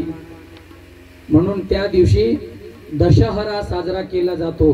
रावणाचे 10 मुंड जे आहेत त्यांचं हरण करून घेतलेलं आहे रामाने, म्हणून दशहरा. 10 तोंड काय केले म्हणे, हरून घेतली त्या रावणाची. अशा प्रकारे रावणाचा वध केला. आणि राजा रामचंद्र पुन्हा पुष्पक विमानात बसून अयोध्येला वापस आलेले आहेत. आणि राजा रामचंद्रांचा राज्याभिषेक झाला. आणि राजा रामचंद्राने 13,000 वर्षापर्यंत या अयोध्येवर राज्य केलेलं आहे. लवकुश नावाची त्यांना 2 मुलं झाली. आणि अशाच प्रकारे शुकदेव गोस्वामी म्हणतात त्यांची वंशावळ पुढे वाढलेली आहे. वेळेच्या अभावी इतकं विशद रामायण तुम्हाला माहीतच आहे, आपण घेतलं नाही. अजून पुढच्या कथा आपल्याला पूर्ण करायच्या आहेत. अशा प्रकारे हे पुण्य पावन पवित्र कीर्ती पसरवणारे हे वंश, सूर्यवंश, ज्याला अलौकिक प्रकाशित प्रफुल्लित आणि प्रसिद्ध करण्याचं कार्य राजा रामचंद्रांनी केलं. म्हणून राजा रामचंद्रांना रघुकुल तिलक, रघुकुल शिरोमणी, रघुकुल भूषण असं म्हणलेलं आहे. यावर रामचंद्र भगवान की जय. राम, कित्येक जणांना असं वाटतं की एकटेच भगवंत आहेत, परंतु नसे नव्हे. राम, लक्ष्मण, भरत, शत्रुघ्न चारीही विष्णूंचेच अवतार आहे. अंशांशेन, शुकदेव गोस्वामी म्हणतात, अंशांशेन चतुर्धागात पुत्रत्वं प्रार्थित सुरै. भगवंतांनी हे वासुदेव, संकर्षण, प्रद्युम्न, अनिरुद्ध ही 4 भगवंतांचा विस्तार यांनीच राम, लक्ष्मण, भरत, शत्रुघ्नाचा अवतार घेतलेला आहे. आणि अशा प्रकारे या भूभार नष्ट करण्यासाठी रावण आणि कुंभकर्ण हे दुसरे कोणी नसून, काल जी आपण कथा ऐकत होतो जय विजय, त्या जय विजयांनी पहिला अवतार घेतला हिरण्यकशिपूचा. तेच त्रेता युगामध्ये रावण आणि कुंभकर्ण बनवून आणलेले आहेत. आणि तेच द्वापार युगामध्ये शिशुपाल आणि दंतवक्र बनून आलेले आहेत, ज्यांचा वध साक्षात कृष्णचंद्र भगवंतांनी केला. हिरण्यकशिपूचा वध वराहदेवानी आणि क्रमशः नरसिंह भगवंतांनी केला. रावण कुंभकर्णाचा वध स्वतः रामचंद्रांनी केला. आणि शिशुपाळ दंतवक्राचा वध स्वतः कृष्णचंद्र भगवंतांनी केला.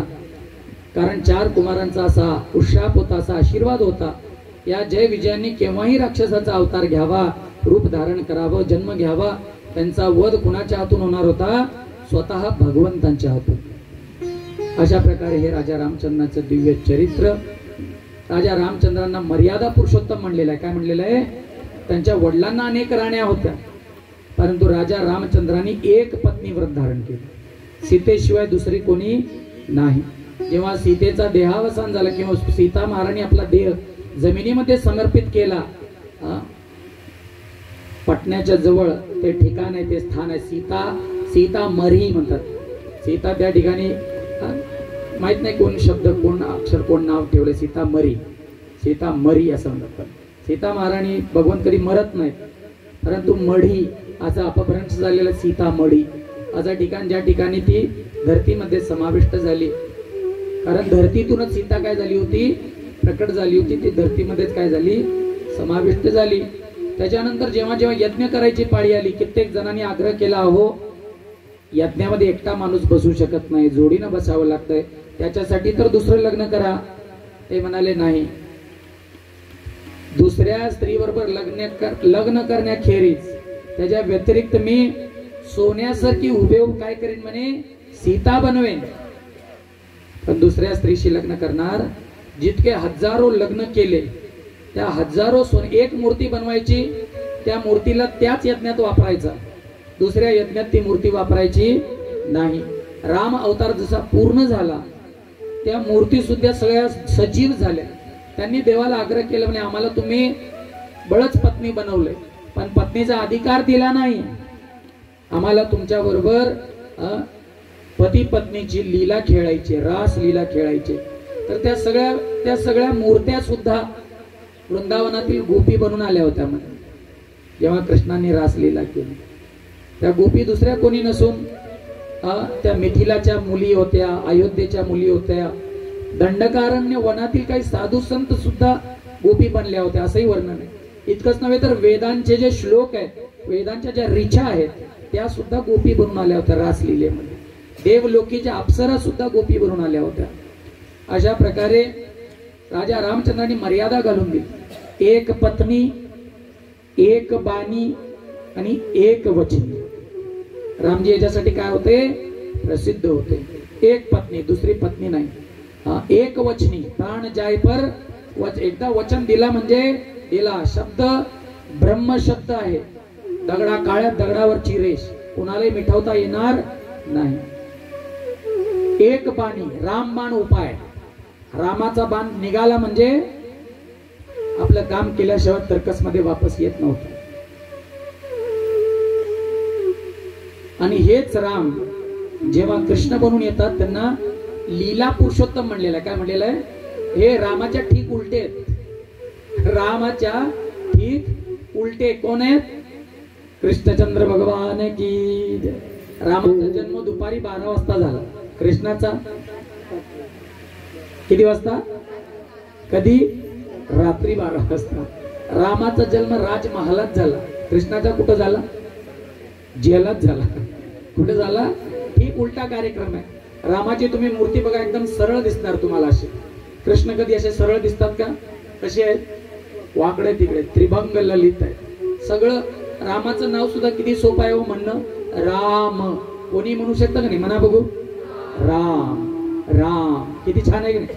कृष्णाचं अक्षर सोपं आहे का, जसा वाकडा तिकडा कृष्ण, त्याचं नाव सुद्धा.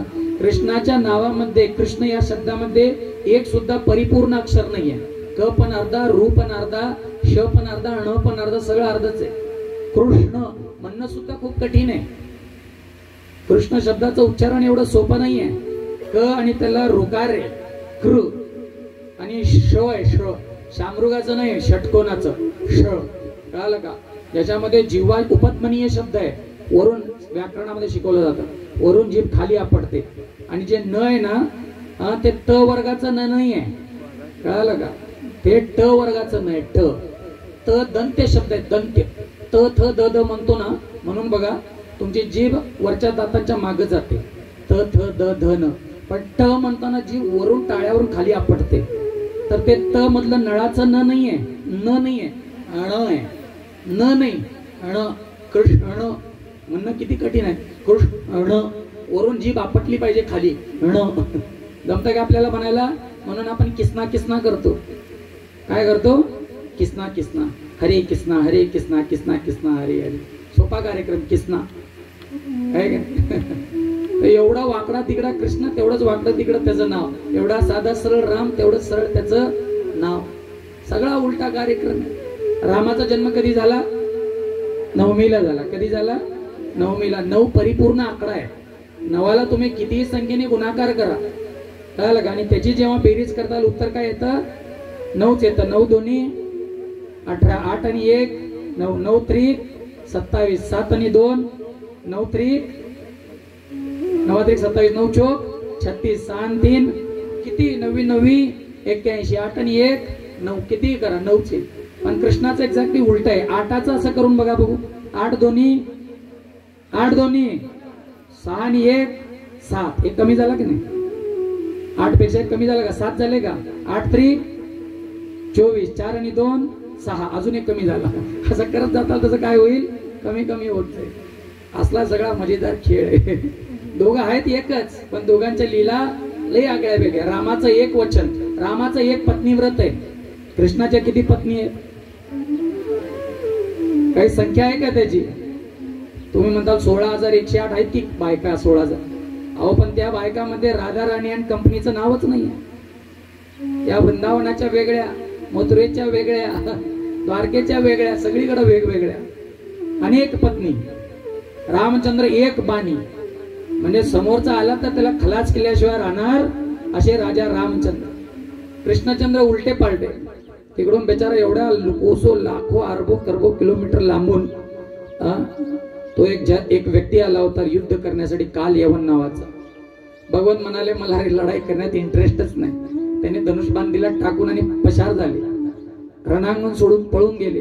लोकांनी त्यांना नाव ठेवलं राजा रणछोड राय की जय. असा देव जो रणभूमी सोडून पळून जातो. रामचंद्र पळून जातो का? रावणाच्या लंकेत घुसून. अशी बी नाही की शिकले सवरलेली सेना, एकदम ससज्ज चतुरंगिनी सेना, जंगलातल्या वानरांना घेऊन, माकडांना घेऊन, अस्वलांना घेऊन, त्यांच्या बी हातात काही असं शस्त्रास्त्र नाहीये. ती बेचारी वानर काय करायची? झाडच उचलून फेकायची, दगड उचलून मारायची. अशा अनट्रेंड अशा सैन्याला घेऊन रावणाच्या राक्षसाच्या त्या काळच्या सगळ्यात मोठ्या गुंड्याच्या घरात घुसून त्याचं घरदार जाळून त्याला मारून बायकोला काढून घेऊन आले. असे राजा रामचंद्र आहेत, पराक्रमी शूरवीर. आणि या ठिकाणी कृष्णचंद्र दारात आलेला युद्ध करण्याच्या आशेने दारात आलेल्या शत्रूला सुद्धा पाठ दाखवून पळून गेले. असे हे कृष्ण. सगळा उलटा कार्यक्रम. एक बाणी, एक वचनी. राजा रामचंद्र म्हणाले हा हे असं तर असं.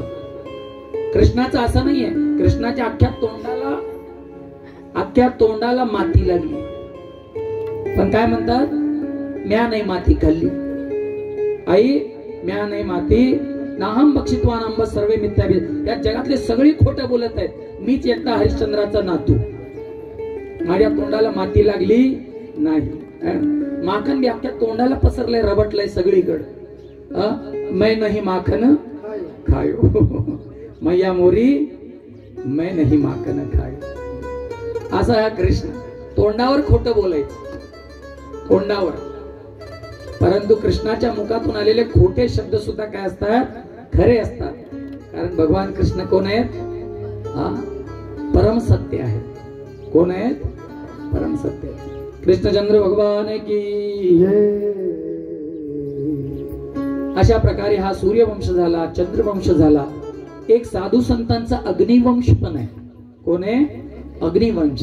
हे 3 प्रसिद्ध वंश आहेत. एक आहे सूर्यवंश, एक आहे चंद्रवंश आणि एक आहे अग्निवंश. तिन्ही वंशामध्ये 3 राम जन्माला आले.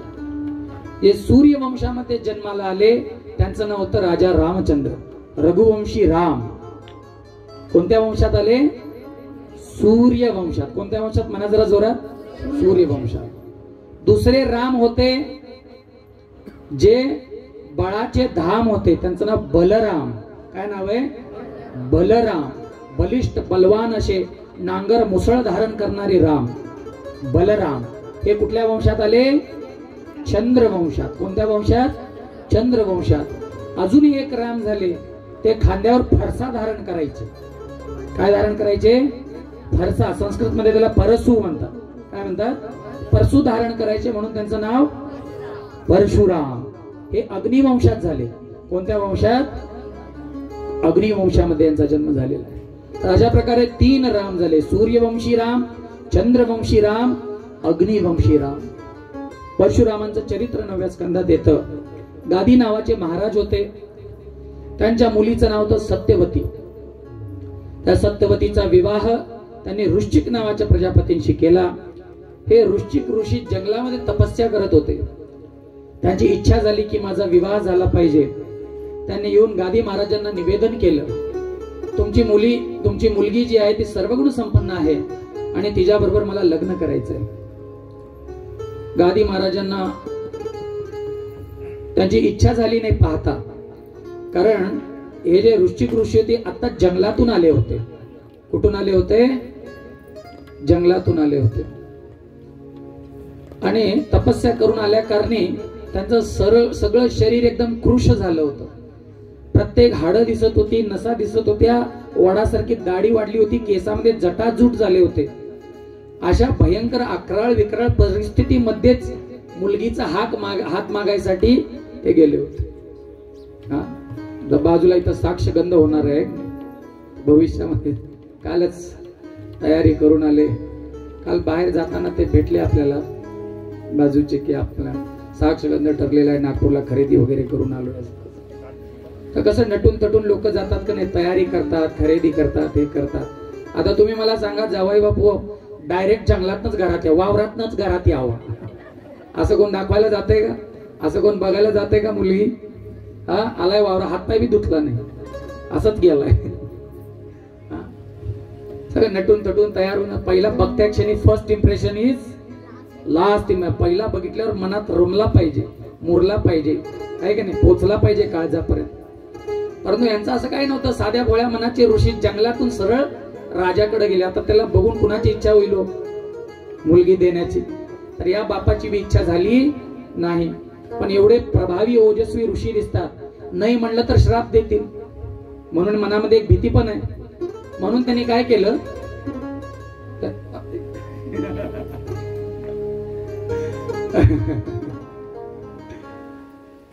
हरे कृष्ण कृष्ण कृष्ण हरे हरे, हरे राम राम राम हरे हरे. लोक कथा कीर्तन सोडून नृत्य करायला लागतील, नाचायला लागतील, नाही का, पदर डोक्यावर घेऊन असो. अरे काय कथा चालू आहे, कळतंय का तुम्हाला काय काय चाललंय काय नाही? तर अशा प्रकारे वृश्चिक ऋषींना त्यांनी गादी महाराजांनी त्यांच्या समोर 3 भयंकर अटी ठेवल्या. अशा अटी ठेवल्या जो सामान्य माणूस पुरवू शकणार नाही. सगळ्यात पहिला म्हणाले, मला विश्वास पटला पाहिजे की तुम्ही माझ्या मुलीचं संवाहन करू शकता, भरण पोषण करू शकता. मला खात्री हवी आहे, खात्री करून घ्यायची. त्याच्यासाठी काय म्हणे, तुम्ही मला पहिला 1000 घोडे आणून द्या. काय आणून द्या? आता जंगलातून आलेला माणूस, त्याच्याकडे स्वतःच कपडे सुद्धा नाही घालायला, स्वतःचं घर नाही, बँक बॅलन्स नाही, तो व्यक्ती कुठले घोडे आणून दे? त्यांना असं वाटलं हे त्या फक्कड साधू महात्म्यासाठी जटिल होऊन जाईल, कठीण होऊन जाईल. परंतु बायचान्स कोणाकडून मागून आणला तर काय करा? म्हणून त्यांनी तीच अट अजून कठीण केली. म्हणजे दुसरी अट ऐका, म्हणजे काय, ते सगळे घोडे पांढरे शुभ्र असले पाहिजे, दुधासारखे. आता एकतर घोडा किती महागडा, तसल्यात पांढरे घोडे मिळणे किती कठीण. ठीक आहे. आणि यदा कदाचित पांढरा घोडा मिळला पण ती परिस्थिती अजून बी जटिल व्हावी म्हणून तिसरी अट मांडली, त्या सगळ्या पांढऱ्या घोड्यांचा उजवा एक कान काळा राहिला पाहिजे. नुसता एकच कान काय असला पाहिजे? भागवतात लिहिलंय, उजवा एकच कान काय असला पाहिजे? काळा असला पाहिजे. आता तर राजाला गादी महाराजांना निश्चिती झाली की जावई बापू काय यांना हे कार्यक्रम हा जमणार नाही, आणि अशा प्रकारे माझ्या मुलीचं सुद्धा काय होऊन जाईल, या बाबाच्या तावडीतून ती पण वाचून जाईल असं त्यांना वाटलं. वृश्चिक ऋषीने ओळखलं की बाबा सासरे बुवा माझी परीक्षा घेत आहे. काय करताय? ते पोचलेले महात्मा होते, सिद्ध महात्मा होते. ते वरुण निम्मलोचनी वरुण देवाकडे गेले समुद्रामध्ये, आणि त्या वरुण देवाकडून हुबेहूब 1000 पांढरे शुभ्र दुधासारखे ज्यांचा एक कान काळा असेल असे 1000 घोडे आणून त्यांनी सासरे बुवांच्या समोर उभा केले. हे घ्या 1000 घोडे, पांढरे शुभ्र घोडे, एक कान काळा आहे. आता सगळ्यांच्या समोर साक्ष दिली होती. तर त्यांना काय करावं लागलं? आपल्या मुलीचा लग्न, मुलीचा विवाह वृश्चिक प्रजापतींशी करावा लागला. त्यांनी विचारलं आपल्या पत्नीला की काय त्रास काय तुमच्या वडिलांना, माझ्यामध्ये काही कमी आहे का? त्या काळी कदाचित आरसे नसतील किंवा कदाचित त्यांनी पाहिलंही नसेल. तर तिनं सांगितलं की महाराज म्हणे त्यांना असं वाटतं की बाबा आपला जोडा काही जमत नाहीये, नाही का, तुम्ही किती वयस्क वाटताय, मी किती तरुणी आहे असं. अच्छा बस एवढीच गोष्ट आहे ना, एवढाच प्रश्न आहे ना. त्यांनी योग शक्तीने काय केलं, आपल्याला पुन्हा एकदा चीर तरुण बनवून टाकलं. आता दोघांचा जोडा लक्ष्मी नारायणासारखा दिसू लागला, एकदम सुसज्जित सुंदर असं जोडपं तयार झालं. पुण्या गोविंदाने आपल्या आश्रमामध्ये राहू लागले. सत्यवती सुद्धा खूप सुंदर स्वभावाची कन्या होती. तिनं आपल्या नवऱ्याची मनोभावे सेवा केली. तिच्यावर प्रसन्न होऊन तिच्या नवऱ्याने विचारलं, देवी तुम्हाला काय हवंय माझ्याकडून? ती म्हणाली, एका स्त्रीला काय हवं असतं, मला एक पुत्र रत्न प्रदान करा, तुमच्या नंतर जो माझी देखभाल करेल. तर त्यांनी पुत्र कामेष्टी नावाचा काय केला, यज्ञ केला. तर तो यज्ञ केला तर सासरे बुवा जे होते गादी महाराज, त्यांना एकुलती एक मुलगीच होती, अजून मुलगा झाला नव्हता. मग ते जावई बापूकडे आले, म्हणे लगे हा तो आमच्यासाठी बी 4-8 मंत्र बोलूनच टाका. म्हणजे तुमच्या सासूला बी काहीतरी पुतणं रत्न प्राप्त होते. ते म्हणाले वाह, चांगली गोष्ट आहे, या हरकत नाही, पंडित घरचाच आहे, काही एक्स्ट्रा दक्षिणा द्यावी लागणार आहे का? कुंड बी तयार आहे, पंडित बी तयार आहे, सगळंच तयार आहे. तर एकाच ठिकाणी माय लेकी दोघं बसलेत आणि दोघींना काय पाहिजे? दोघींना बी मुलगा पाहिजे. आणि अशा प्रकारे वृश्चिक ऋषीने काय केला? मंत्रोच्चारण करून यज्ञ संपन्न केला. त्या यज्ञामधून 2 वाट्या प्रकट झाल्या सोन्याच्या, 2 पात्र प्रकट झाले. त्याच्यामध्ये चरू शिजवला गेला, पकवला गेला. चरू खीर प्रकट झाली. खीर 1 वाटी त्यांनी कुणाला दिली? आपल्या सासूबाईंना दिली, 1 आपल्या पत्नीला दिली. स्नान करण्यासाठी निघून गेले. या ठिकाणी या मायलेकीने काय करावं? त्या सासूला वाटलं जावई बापूच्या तोंडात सासू किती जरी गोड बोलली तरी तो कुठं ना कुठं काळजात टोचतच असतो. आतून काही एवढं चांगलं नसतो कार्यक्रम, नाही का? तिला वाटलं की जावई बापूने आपल्या बायकोसाठी स्पेशल काहीतरी बनवलं असेल आणि मला तर सामान्य अशी एखादी खीर खायला घातली, म्हणून तिने आपल्या लेकीला बोलवलं. आणि लेकीचं तर काय, लेकीचा सगळा जीव कुठं असतो? आई जवळच असतो. म्हणे काय गाई? म्हणे अगं तू दोघांची आपली खीर सेमच दिसते ना? होय सेमच आहे, सारखीच आहे. मग आपण एक काम करायचं का? म्हणे काय? तू माझी खीर का, मी तुझी खीर खातो. ती म्हणली अगं सेमच दिसते, मग काय त्रास आहे? ते म्हणले नाही तरी बी असंच मजा म्हणून, सेमच खीर आहे, काय आगळं वेगळं नाही. तू काय कर, माझी खीर खा. अगं आई एवढं काय चिंता करते? एक काम कर, 2 वाट्या तूच खा, नवरा माझाच आहे, त्याला अजून खीर शिजवायला लावतो. ते म्हणले नको असं नको, आपण आदला बदली करू. त्या दोघींनी आपापसात खीर काय केली? आदला बदली करून. जसं वृश्चिक प्रजापती त्या ठिकाणी पोचले, वृश्चिक मुनी आले, त्यांनी पाहिलं, आपल्या योग साधनेच्या बळावर त्यांना जाणीव झाली की या ठिकाणी काहीतरी गोंधळ झाला. त्याने कोपऱ्यात आपल्या बायकोला बोलवलं, काय गं इथं काय गडबड झाली, सांग बघू जरा मला.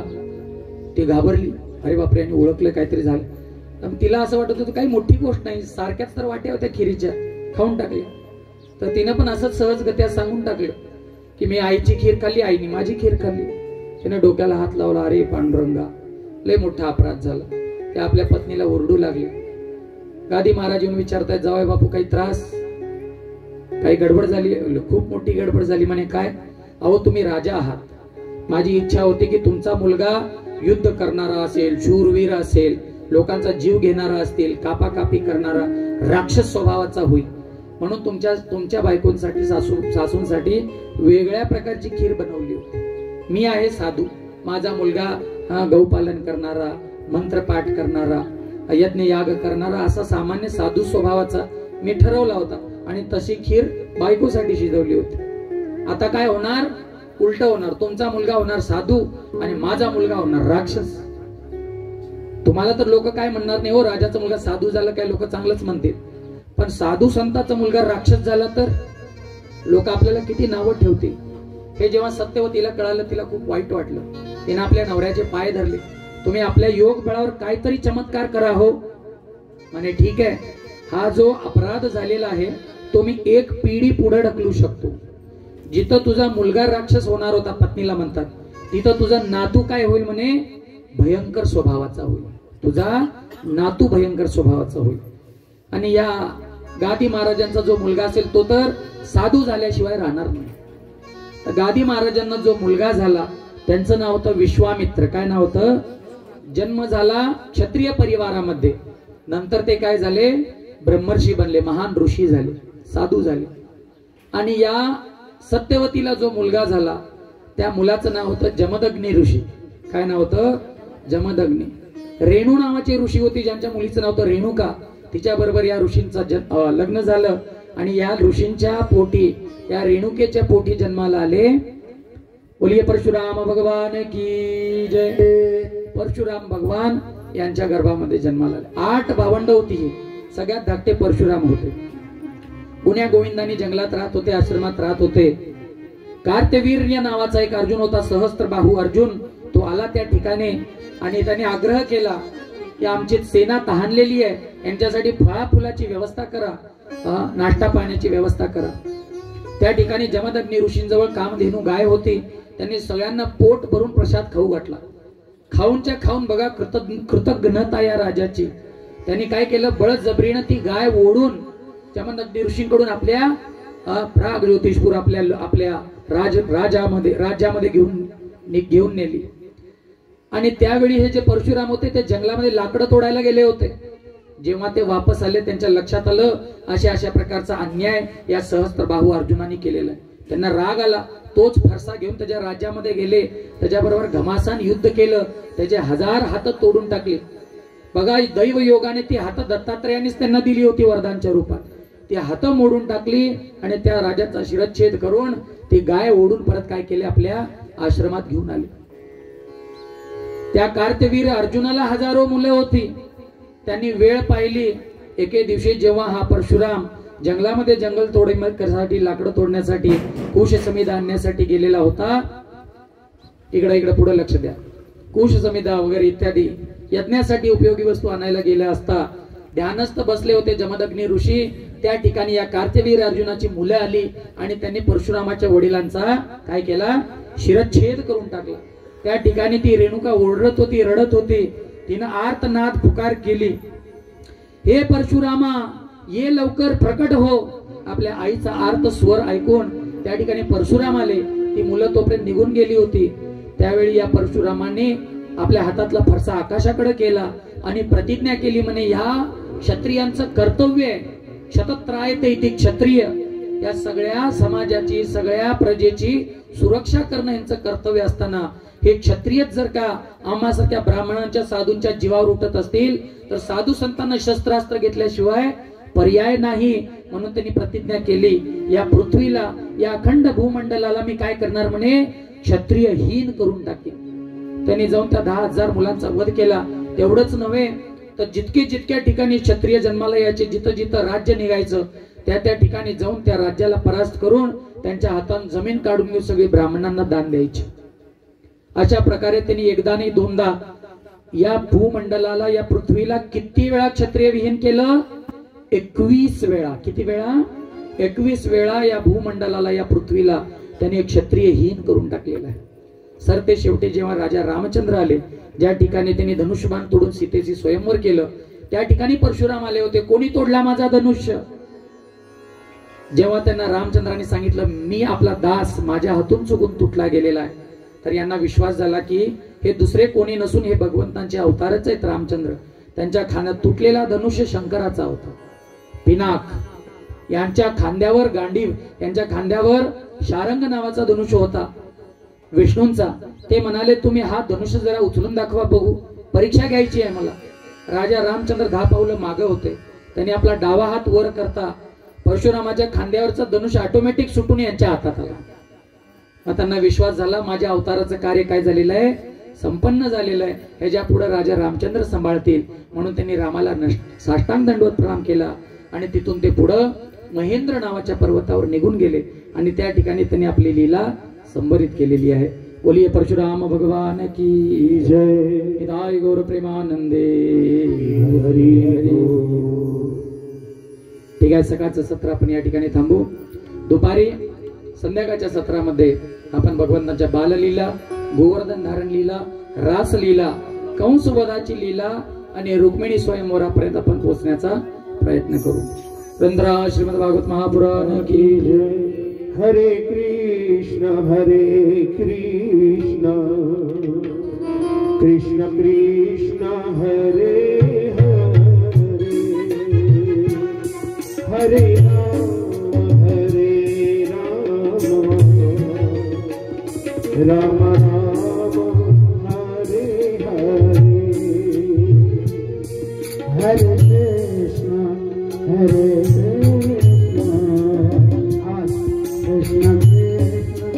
कृष्ण हरे